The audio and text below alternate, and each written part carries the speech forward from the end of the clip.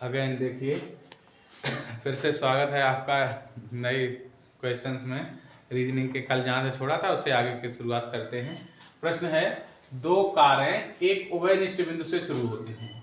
पहली कार उत्तर की तरफ 10 किलोमीटर की यात्रा करती है और बाएं मुड़ती है और 8 किलोमीटर जाती है।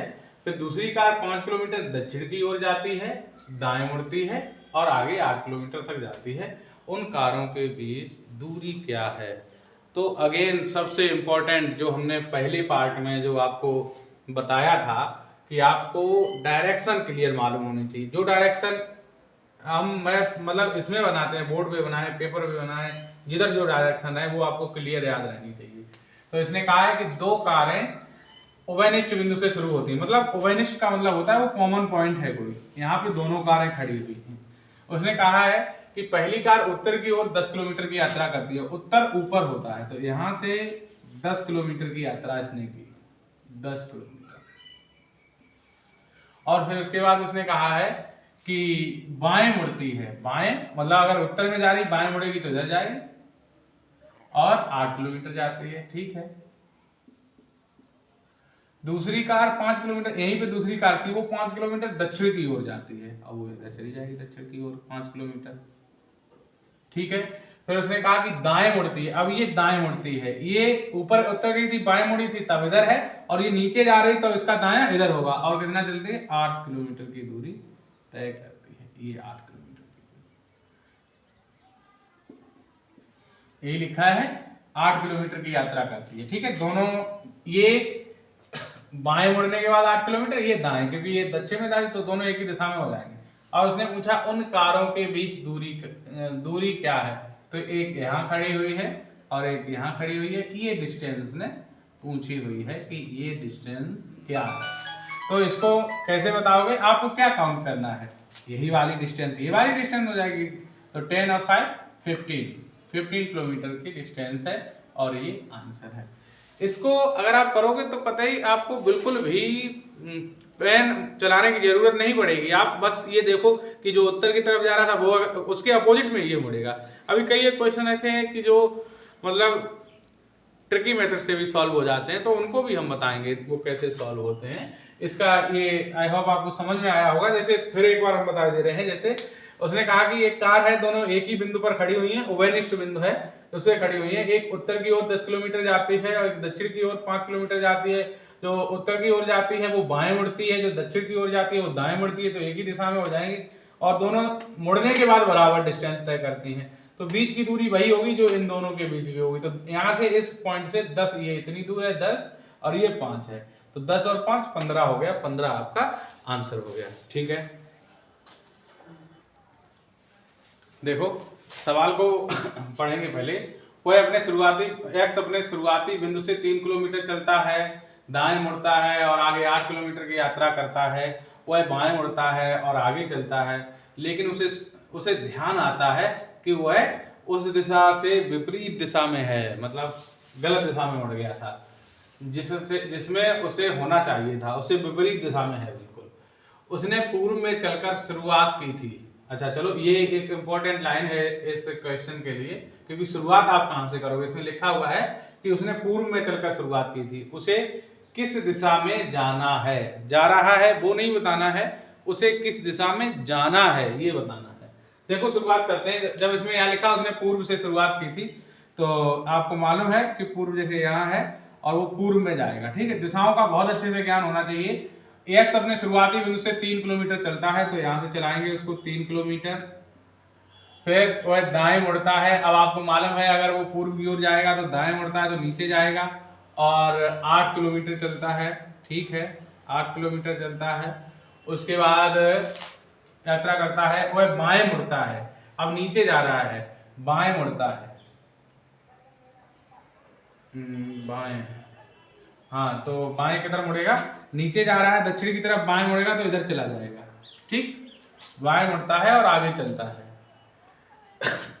जब ऊपर जाते हैं तब दाएं मुड़ते हैं, तब इधर जाते हैं, नीचे जा रहे हैं तब बाएं मुड़ेंगे तो इधर जाएंगे। ध्यान रखना इस चीज का। आगे चलता है, लेकिन उसे ध्यान में आता है कि वह उस दिशा में उस दिशा से विपरीत दिशा में है, मतलब अभी वो किस दिशा में जा रहा है, पूरब की तरफ, और उसे ध्यान आता कि ये तो गलत दिशा है, इधर जाना ही नहीं चाहिए था, उसे इसकी विपरीत दिशा में जाना है। तो क्या है, उसे किस दिशा में जाना है, ये पूर्व है तो इसकी विपरीत दिशा इधर वाली क्या हो जाएगी, पश्चिम। तो आंसर क्या होना चाहिए, पश्चिम, ये आंसर हो गया। एक बार फिर समझिएगा इस सवाल को, जैसे इसने कहा था उसी तरीके से। जैसे x अपने शुरुआती बिंदु से, ये देखो यहाँ पे ये x है, x अपने शुरुआती बिंदु से 3 किलोमीटर चलता है, यहाँ से ये 3 किलोमीटर चला, दाएं मुड़ता है तो दाएं नीचे मुड़ेगा और 8 किलोमीटर चलता है, और फिर 8 किलोमीटर बाएं मुड़ता है और फिर बाएं मुड़ता है, यहाँ पे आ गया, बाएं मुड़ गया मतलब इधर चलने लगा और आगे भी चलता है, लेकिन उसे ध्यान आता है कि वह उस दिशा से विपरीत दिशा में है जिसमें उसे होना चाहिए था। मतलब अगर वो इधर मुड़ जाता, उसको दिशा भूल हो गई, वो इधर मुड़ गया, उसके विपरीत दिशा में होना चाहिए था। तो इधर तो पूरब में है, तो उसने पूछा है कि उसने पूर्व से चलकर शुरुआत की थी, जो हमने यहाँ पे पहले ही कर दिया था, उसे किस दिशा में जाना है। तो उसे किस दिशा में जाना है, उसे जाना है पश्चिम दिशा में, लेकिन वह गलत चला गया था इधर को पूर्व दिशा में। इसका आंसर है आपका पश्चिम दिशा में, ये ठीक राइट आंसर है। ठीक है, अगला क्वेश्चन देखिए ये प्रश्न तो यूपी पुलिस कांस्टेबल 2019 में आया हुआ है। जब आपको एक्सपीरियंस हो जाएगा ना सवाल करने का, तो आप कहीं पर भी हो, आप प्रैक्टिस करते रहेंगे। देखो प्रैक्टिस ही मुख्य है, यहाँ से समझ लेना, कोई फायदा नहीं है आप खुद इसको कॉपी पे लिखो, फिर उसको लगाओ, प्रैक्टिस करो, आपका आंसर सही आता है तब समझो कि आपको आता है। हम सिर्फ तरीका बता सकते हैं। देखिएगा, एक बच्चा अपने पिता की तलाश करने के लिए पश्चिम की ओर 90 फीट गया, फिर वह दाएं मुड़ा और 20 फीट गया, इसके बाद वह दाएं मुड़ा और 30 फीट जाने के बाद वह अपने चाचा के घर पहुंचा। उसके पिता वहां नहीं थे। वहां से दक्षिण में 100 फीट गया और अपने पिता से मिला। शुरुआती बिंदु से वह अपने पिता से कितनी दूर मिला। तो देखो फिगर करेंगे, जैसे उसने क्या कहा, 90 फीट पश्चिम में गया, यहाँ पे था वो, ठीक है, और 90 फीट पश्चिम दिशा इधर ही होगी, 90 फीट गया, ठीक है। फिर क्या हुआ, वह दाएं मुड़ा। अब 90 फीट जा रहा है, दाएं मुड़ रहा है, पश्चिम की ओर जा रहा है तो ऊपर जाएगा, और कितने दाएं मुड़ा और 20 फीट गया, ठीक है। इसके बाद वह दाएं मुड़ा, ठीक है, और 30 फीट गया, 30 फीट गया, ठीक है। 30 फीट जाने के बाद वह अपने चाचा के घर पहुंचा। उसके बाद उसके पिता वहां नहीं थे। उसके बाद वहां से वह दक्षिण में 100 फीट गया, यहां से इधर ये 100 फीट चला गया नीचे, 100 फीट चला गया, ठीक है। वह अपने पिता से मिला, यहाँ पे जाकर के 100 फीट चलने के बाद वह अपने पिता से मिल गया। तो सवाल में ये पूछा गया शुरुआती बिंदु से वह अपने पिता से कितनी दूर मिला, तो ये वाली लंबाई आपको निकालनी पड़ेगी। हाइपोटेनस पाइथागोरस थ्योरम लगेगी इसमें। तो पाइथागोरस थ्योरम किस तरीके से लगाते हैं, अब एक पहले लंबाइयाँ क्लियर कर लें। ये वाली जो लेंथ है ये 90 फीट है, और 90 फीट में से देखो ये कितने फीट निकलेगी, 30 फीट, तो यहाँ कितना बचेगा 60 फीट, ठीक है। और ये वाली हाइट, ये जो लेंथ है ये पूरे 100 फीट है, 100 में से आपको कितना, ये 20, ये वाली इतनी ऊपर से निकल जाएगी, क्योंकि आप इतना ही तो निकालोगे इसमें से, तो ये कितना हो जाएगा, 90 में से 20 जाएगा तो नहीं, 100 है, 100 में 20 जाएगा तो कितना बचेगा 80 फीट, ठीक। ये है, अब आप निकाल लो इसका, चाहे नाम दे दो ए बी और सी। तो आपको निकालना है ए सी स्क्वायर बराबर A B square plus B C square, ठीक है। वैल्यू रख दो, से ए बी स्क्वायर कितना है, 60 का स्क्वायर कर दो तो कितना हो जाएगा 3600 प्लस 8 का कर दो 6400, ठीक है, कितना हो गया। तो ये टोटल कितना हो जाएगा इसका सम अप 10,000 AC स्क्वायर है। जब यहाँ से स्क्वायर हटाओगे तो इधर रूट लग जाएगा, अब AC बराबर कितना निकल के आया है, उधर लिख दो। AC बराबर ये देखो, AC बराबर क्या निकल के आया, 100 फीट। ये वाली लेंथ ये कितनी है, 100 फीट है, ठीक है, 100 फीट ये डी वाला आपका आंसर है। क्लियर हुआ? एक बार फिर से समझते हैं इस सवाल को, बहुत ध्यान से देखो। जैसे एक लड़का है, वह अपनी पिता की तलाश में किसी बिंदु से चलता है, अपने घर से मान लो चलता है और 90 फीट पश्चिम की ओर जाता है, तो यहाँ से 90 फीट चला गया पश्चिम की ओर।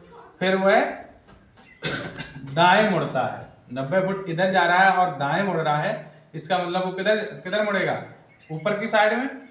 तो ऊपर की साइड में दाएं मुड़ता है, दाएं मुड़ा और कितना 20 फीट चला, तो ये 20 फुट, हर लंबाई को आपको ध्यान रखना है, 20 फुट। फिर वह दाएं मुड़ा 30 फुट चला, 30 फुट चलने के बाद अपने चाचा के घर पहुंच गया, यहाँ उसके चाचा का घर है।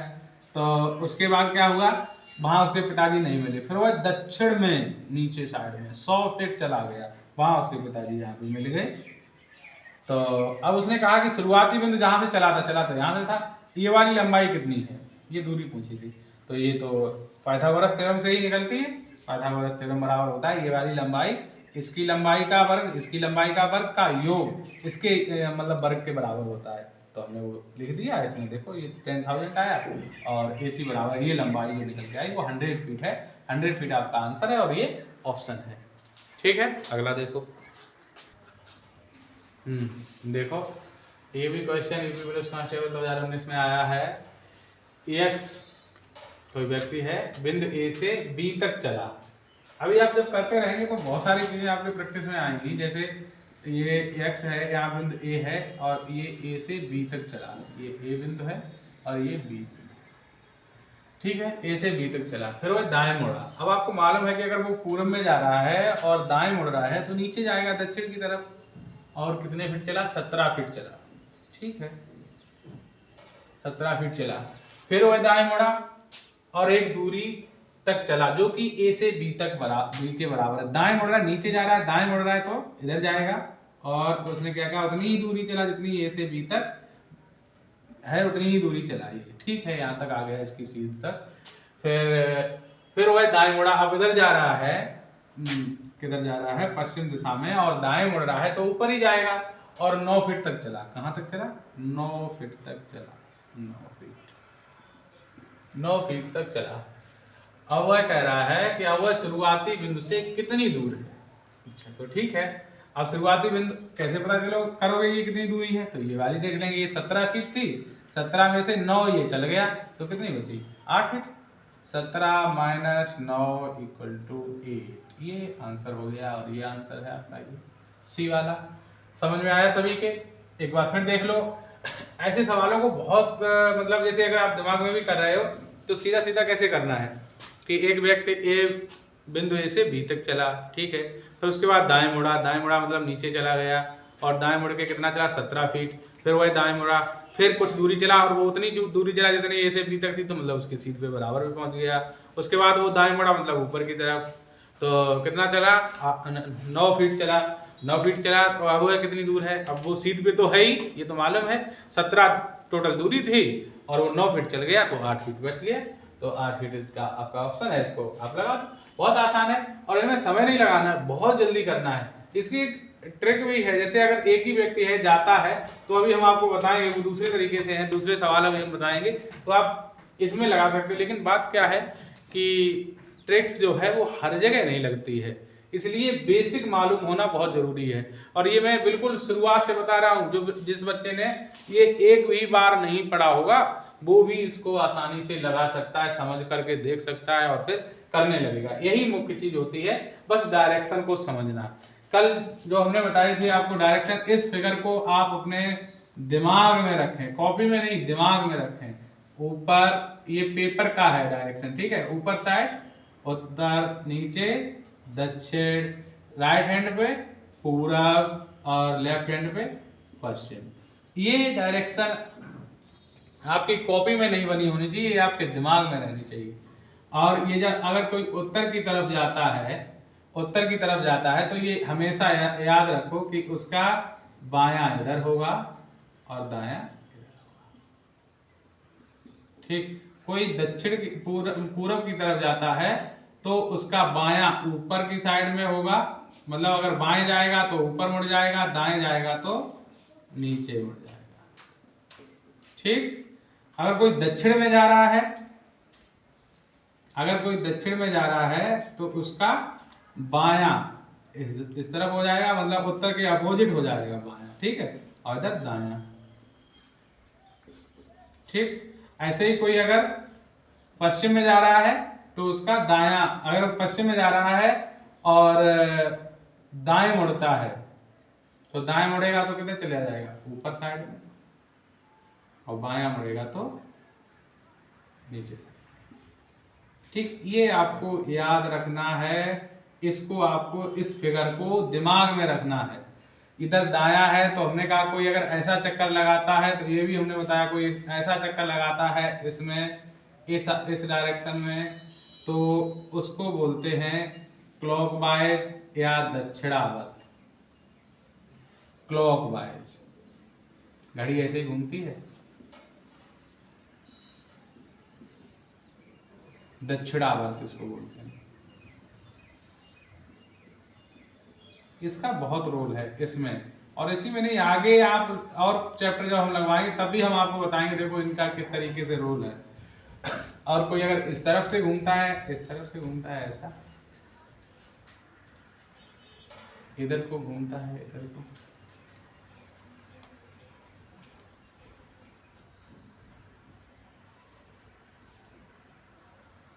तो ये वामावर्त हो गया, एंटी क्लॉकवाइज। वामावर्त इसको बोलते हैं, वामावर्त। ठीक, ये वामावर्त है। ये अपने दिमाग में रखो, इस फिगर को अपने दिमाग में रखोगे तो क्वेश्चन जैसे ही पढ़ते चले जाओगे उसी तरीके से आपके दिमाग में वो फिगर बनता चला जाएगा और डायरेक्ट आप आंसर टिक कर देंगे। बहुत इंपॉर्टेंट है ये फिगर। ठीक है, ये सबको मालूम होना चाहिए। आइए अगला क्वेश्चन देखते हैं। देखिए ये भी आपका डायरेक्शन का ही क्वेश्चन है। वो किसी भी तरीके से, हमने क्या कहा था आपको कल जब रीजनिंग का हमने शुरुआत की थी तो हमने बताया था रीजन का मतलब होता है कारण, और उसमें आईएनजी और लगी हुई है, तो आप समझ लो कि इसमें बहुत सारे हर तरीके हर क्षेत्र में आपको दिमाग लगाना है। सारे, ऐसा कोई सब्जेक्ट नहीं बचेगा जिससे मिला हुआ क्वेश्चन आपको रीजनिंग में नहीं मिल जाएगा। देखिए इसमें ये कहा, हमने पूरी भाषा नहीं लिखी है। अगर कहीं पर a इंटू बी लिखा हुआ है तो इसका मतलब है a b के दक्षिण में है। ठीक, a प्लस बी लिखा हुआ है तो इसका मतलब है a b के उत्तर में है। a प्रतिशत भी लिखा हुआ है इसका मतलब है a b के पूर्व में है। a माइनस बी लिखा हुआ है इसका मतलब है a b के पश्चिम में है। ये इस तरीके से पहले आपको दिखाया गया है। फिर आपसे ये इक्वेशन आपको दे रखी है और इसमें पूछा गया है q के संबंध में आपको बताना है कि s किस दिशा में है। ठीक है, कैसे सॉल्व करेंगे, आपको जैसे प्रतिशत का ये दे रखा है, ए बी के पूर्व में है, यहाँ पे आप समझेंगे कि P जो है वो Q के पूर्व में है। इसका मतलब है कि Q यहाँ है और P यहाँ पे है, तो P Q के पूर्व में है। इसका मतलब यही, तो P Q के पूर्व में है, यही इसमें लिखा हुआ है प्रतिशत का, बिल्कुल उसी तरीके से कर लेंगे। फिर आगे प्लस का चिन्ह लगा हुआ है, तो प्लस के चिन्ह का मतलब क्या होता है, ए बी के उत्तर में है, ए बी के उत्तर में है, मतलब ये जो है इसके उत्तर में है, तो इसका मतलब है कि R यहाँ पे होगा और इसके उत्तर में Q हो गया। ठीक है, R के मतलब Q R के उत्तर में है, तो Q R के उत्तर में हो गया, उत्तर ऊपर होता है। ठीक है, और R माइनस S, तो माइनस का क्या है, A B के पश्चिम में है, इसका मतलब है जो R है वो S के पश्चिम में है, S, तो इसका मतलब है S यहां होगा और इसके पश्चिम में R होगा। क्लियर हो गया। लेकिन उसने पूछा ये है आपसे कि Q के संबंध में आपको बताना है कि S किस दिशा में है। अब ये कोई भी एक सेंटर पॉइंट मान लेते हैं कि ये यहाँ पे Q है, ठीक, इस जगह पे। अब उसने कहा है कि Q के संबंध में Q के संबंध में S किस दिशा में है। इसके हमने ऑप्शन नहीं लिखे हैं, लेकिन आप समझ लो, देखो हम बताए दे रहे हैं, ये दिशाएं हैं। ठीक है, यहाँ पे जिसके संबंध में पूछ ले उसी को सेंटर पॉइंट मान लो। ये उत्तर है, ये दक्षिण है, ये पूरब है, ये पूरब है और ये दक्षिण है, इधर पश्चिम है। तो ये दक्षिण अगर इस सीध में होती तो दक्षिण में, इधर होती तो पूर्व में, ये किधर है, इस साइड में है। इसका मतलब है पूरब दक्षिण। आंसर आपका दक्षिण पूरब भी लिखा हो सकता है, दक्षिण पूरब या पूरब पूरब दक्षिण, कोई फर्क नहीं पड़ता, ठीक है। पूरब दक्षिण एक ही बात है, ठीक है। क्यों एक ही बात है, चाहे आप इधर बोल दो कि ये पूरब है, ये दक्षिण है, या ये बोल दो ये दक्षिण है, ये पूरब है, तो बात एक ही है, ठीक है। तो आपका जो आंसर है इस प्रश्न का दक्षिण पूरब आंसर है, इसके ऑप्शन नहीं लिखे हैं। चलो नेक्स्ट सवाल देखते हैं। देखो इसमें है, यदि दक्षिण पूरब उत्तर बन जाता है, उत्तर पूरब पश्चिम बन जाता है और इसी तरह सभी दिशाएं बदल जाती हैं, तो दक्षिण पश्चिम क्या होगा। ये एग्जाम का आया हुआ क्वेश्चन है, देखो कैसे करते हैं। कोई फर्क नहीं पड़ता है, जो दिशाएं हैं उनकी जानकारी आपको रहनी चाहिए, बस इसके अलावा और कुछ नहीं। इसमें जैसे आपको ये, इसमें क्या सबसे पहले कहा है, यदि दक्षिण पूरब उत्तर बन जाता है। दक्षिण पूरब कहाँ है, ये इधर पूरब होता है, इधर दक्षिण, तो ये क्या बन जाता है, दक्षिण पूरब उत्तर बन जाता है। अगर ये आप देखो, अगर ये उत्तर होगा तो इसके अपोजिट में क्या पहुंच जाएगा, दक्षिण। दिमाग लगाना ही नहीं है बिल्कुल, ये दक्षिण हो गया। तो उसने कहा है कि उत्तर पूरब पश्चिम बन जाता है। उत्तर पूरब कौन सा है, ये उत्तर है, ये पूरब है, ये क्या बन जाता है, पश्चिम। ये पश्चिम बन जाता है तो इधर वाला क्या हो जाएगा, पूरब, ठीक। अब उसने जो सवाल पूछा है उसको बता दो, इसी तरह सभी दिशाएं बदल जाती हैं, ठीक, बदल गई। फिर उसने कहा तो दक्षिण पश्चिम क्या होगा, तो दक्षिण पश्चिम क्या होगा, दक्षिण कौन सा है, दक्षिण ये है और पश्चिम ये है, दक्षिण पश्चिम क्या होगा, ये वाली दिशा के बीच में क्या होगा। सब दिशाएं बदलने के बाद पूछा है कि इसके जो बीच वाली दिशा है वो क्या होगी, हमने पहले ही लिख ली थी, क्या होगी, पूरब होगी। ये आंसर हो गया। बताओ, इसमें कोई कठिन बात थोड़ी नहीं है, दोबारा समझ लो, एक बार फिर देख लो। उसने सवाल में कहा है कि यदि दक्षिण पूरब उत्तर बन जाता है, हमने डायरेक्शन बना ली और मुझे मालूम है कि दक्षिण ये है और पूरब ये है, दक्षिण पूरब उत्तर बन जाता है, तो हमने यहाँ उत्तर लिखा। उसके अपोजिट में हमें मालूम उत्तर अगर इधर है तो दक्षिण इधर हो गया, दक्षिण इधर है तो उत्तर उधर हो गया। ये मैप की बात है, हम कागज पे बना रहे हैं। तो यहाँ पे इसने इसको उत्तर बोला, हमने इसको दक्षिण लिख दिया। उसने ये और फिर आगे बोला कि पूरब उत्तर और पूरब पश्चिम बन जाते, तो ये पश्चिम हो जाएगा, तो ये पूरब हो जाएगा। प्रश्न में पूछा ये है कि पश्चिम और दक्षिण क्या बन जाता है, दक्षिण पश्चिम क्या होगा, तो दक्षिण पश्चिम इसके हिसाब से ये पूरब होगा, पूरब आंसर हो गया। क्लियर, ठीक है। आगे प्रश्न देखो, ठीक है। देखो बी ए के पश्चिम में 2 किलोमीटर की दूरी पर है, हम डायरेक्ट लिखते जाते हैं, बी ए के पश्चिम में 2 किलोमीटर की दूरी पर है। मतलब ए अगर यहाँ पे है तो बी यहाँ पे है, ठीक है, और ये दूरी कितनी है, 2 किलोमीटर, ठीक है। बी ए के पश्चिम में 2 किलोमीटर है, देखो ये ए है और ये बी है, तो इसके ये पश्चिम में हो गया, ठीक है, पश्चिम इधर ही होता है, तो पश्चिम में बी है और वो भी 2 किलोमीटर की दूरी पर है। फिर उसने कहा है सी बी के उत्तर में, सी बी के उत्तर में 1 किलोमीटर है। इसका मतलब है यहाँ से यहाँ तक, यहाँ कहीं पर ये सी है, ये उत्तर में होगा और ये 1 किलोमीटर की दूरी है, ठीक है। फिर उसने कहा आगे है कि डी और डी के पूर्व में 2 किलोमीटर है। अच्छा, इसकी सी की बात कर रहा है, सी बी के उत्तर में 1 किलोमीटर और डी के पूर्व में 2 किलोमीटर। अच्छा, तो डी यहाँ कहीं पे, डी इधर कहीं पे है और इसके पूर्व में हो जाएगी सी। इस लाइन को समझ लेना, इसमें ये कहा है सी बी के उत्तर में 1 किलोमीटर है और डी के पूर्व में 2 किलोमीटर। सी की बात कर रहा है, इसी की बात कर रहा है कि सी बी के पूर्व में 2 किलोमीटर है, ठीक है। सी डी के पूर्व में 2 किलोमीटर है, डी के पूर्व में, तो डी यहाँ, डी का पूर्व ये हो गया सी, तो सी ये 2 किलोमीटर की दूरी पर है, ठीक है।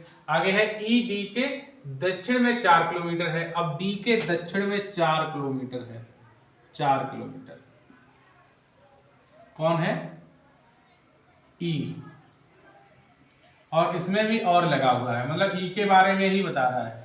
ई डी के दक्षिण में 4 किलोमीटर है, ठीक है, डी के दक्षिण में 4 किलोमीटर हो गई, और एफ के पश्चिम में 5 किलोमीटर है। इसका मतलब एफ यहाँ कहीं होगा, ठीक है, इधर साइड में एफ कहीं पर होगा एफ, और ये दूरी कितनी हो जाएगी 5 किलोमीटर। ये हमने 5 का, क्योंकि मुझे मालूम है कि अगर हम इसके बराबर कर देंगे तो 4 ही हो पाएगा, कि 2 ये 4 किलोमीटर, तो उससे थोड़ा ज्यादा होगा ये लाइन, इसलिए इतनी लंबी की है।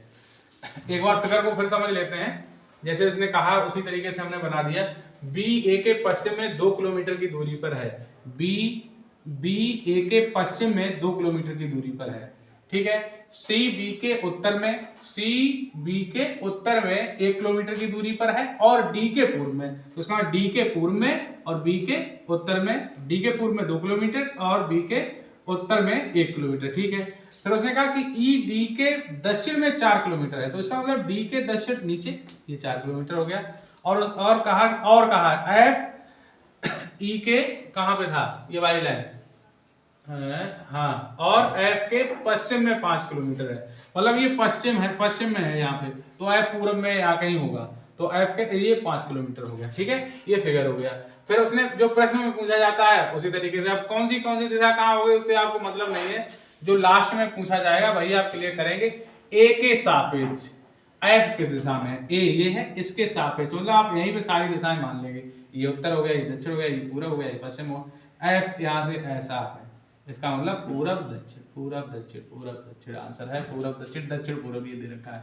हमने कहा था चाहे दक्षिण पूरब दे रखा हो चाहे पूरब दक्षिण, आंसर वही होगा, मतलब एक ही लगाएंगे, एक ही दिया ही होगा आपके, मतलब पूरब दक्षिण ऐसा नहीं दे रखा होगा, आपको ऑप्शन ऐसे ही दे रखा हो, चाहे दक्षिण पूरब लिखा हो चाहे पूरब दक्षिण लिखा हो, ठीक है, समझ में आ गया होगा। और फिगर को इसको बार बार देखें, जिस तरीके से हमने बनाया है, एक तरफ से एक बार में ना समझ में आए आप दोबारा बैक करके देख सकते हो इसको, ठीक है।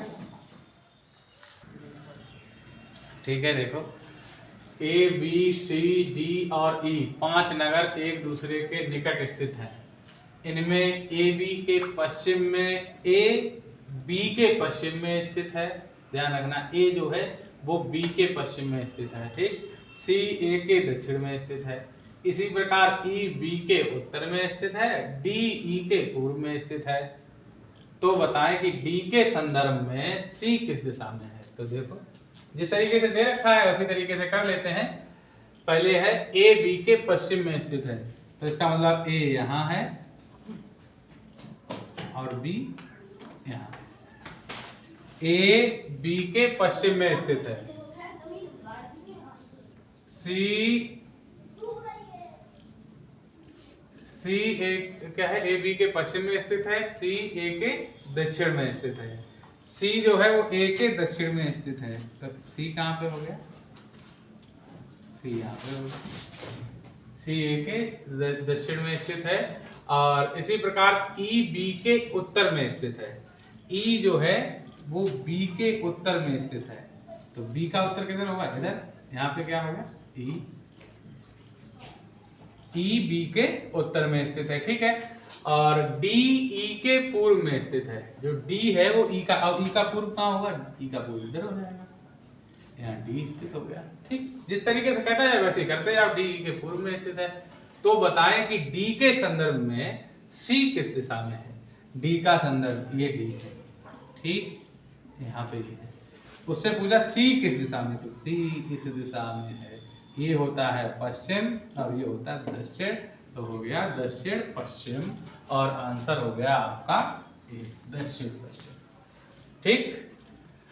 जिसका भी पूछे उसने कहा डी के संदर्भ में, तो आप मान लो कि डी जो पॉइंट है उसी से चारों दिशाएं आपको बनानी है, ठीक है। वैसे यहाँ पे पूर्व में स्थित है, पश्चिम में स्थित है या उत्तर में स्थित है, इससे आपको कोई ये नहीं है कि ये तो उत्तर था इधर, ऐसा कुछ नहीं सोचना है, जिसका पूछ लिया जाए। उसने कहा कि डी के संदर्भ में, ये मुख्य चीज है, इसका मतलब आपको डी को सेंटर मान लेना है, डी को सेंटर मान लिया, उसके बाद सी किस दिशा में है, तो यहाँ बना ली दिशाएं, ये उत्तर दक्षिण पूर्व पश्चिम, और सी तो इधर है ना, तो ये क्या हो गया पश्चिम दक्षिण या दक्षिण पश्चिम, जो कुछ भी आंसर मिलेगा वही आपका आंसर हो जाएगा क्लियर, ठीक है। ठीक, आगे देखते हैं, ठीक है। देखिए एक पुरुष लॉन में उत्तर पूर्व दिशा में अभिमुख करके खड़ा है, मतलब उसकी जो जो मुख है वो उत्तर पूर्व दिशा में है। ठीक, ये तो अब तो याद हो गए सब, ये उत्तर है। ठीक, तो उसका मुख इस साइड में है।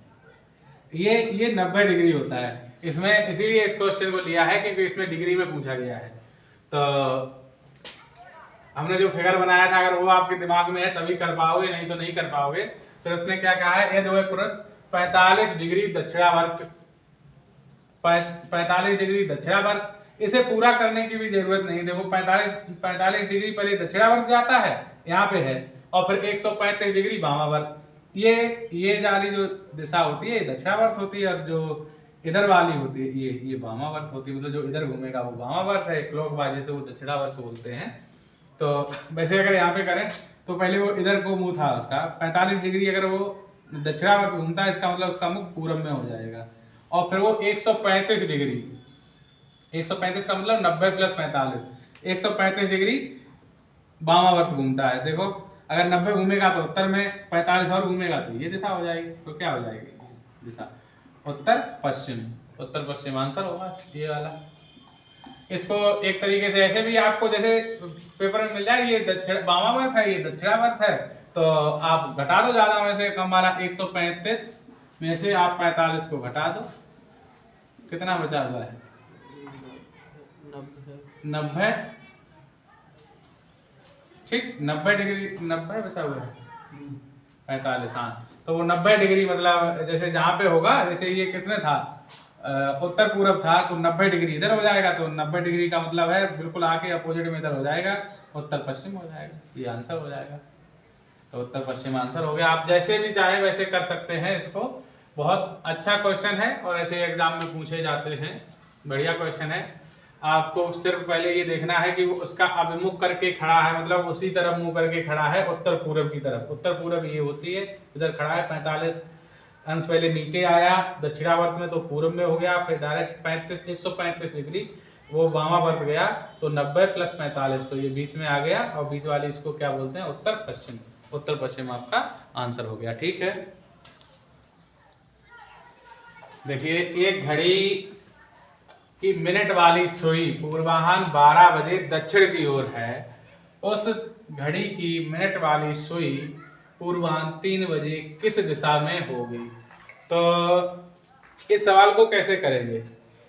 आपको जिस तरीके से, आपको कोई मतलब नहीं है, जैसे ये घड़ी बनी हुई है यहाँ पे, घड़ी में जो टाइम होता है उस तरीके से, जैसे यहाँ 12 बजते हैं, यहाँ 6 बजते हैं, यहाँ 9 बजते हैं, यहाँ 3 बजते हैं। ठीक है,